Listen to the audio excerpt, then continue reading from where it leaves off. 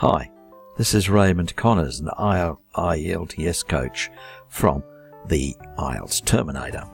Sometimes when we take the IELTS course, we get asked for our opinion. We get that in the speaking parts, we get that in the writing parts also. So what are some simple ways to express my opinion in speaking and writing IELTS? Your opinion is what you think about a certain thing. Okay, my name is Raymond Connors and I've been an international IELTS coach for almost 25 years now, and I've helped thousands of students to realise their dreams by doing well in IELTS and migrating to other countries, getting a job, a good job, or going to a university abroad. So I do have a few good ideas. In IELTS, we need to be using formal English, not colloquial English, not the English that is spoken on the street, but the more correct English as per the textbook.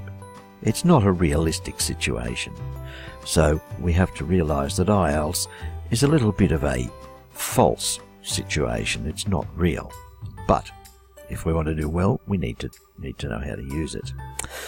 Alright, so let's have a look at expressing an opinion.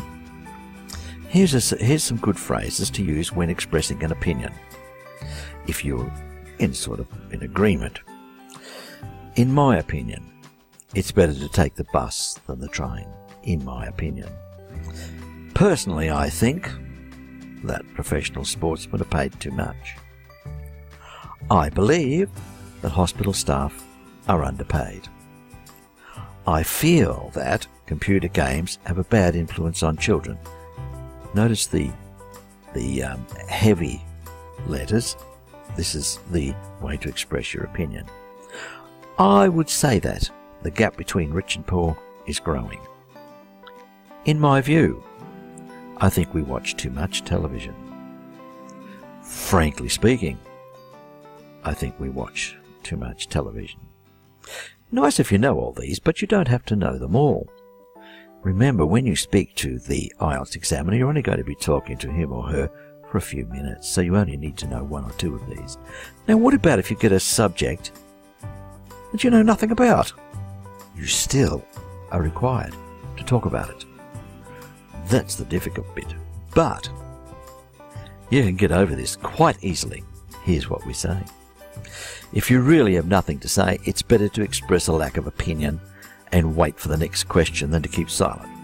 If you keep silent, the examiner will just think, not good at English. He won't think, doesn't know anything about this subject. So you've got to say that you don't know anything about the subject. And how are we going to do that?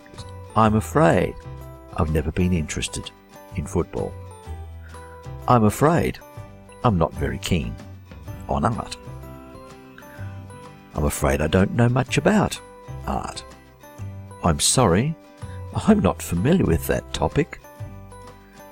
I'm sorry, I'm completely unfamiliar with that topic. I haven't really thought about that. But then you do need to follow it up with, however, I imagine, or however, I think, etc. That way you'll get a good score than rather if you just said, I don't know. If you say, I don't know, you'll go nowhere. Okay, so this has been another quick tip from the IELTS Terminator to help you get a good score in IELTS. Good luck!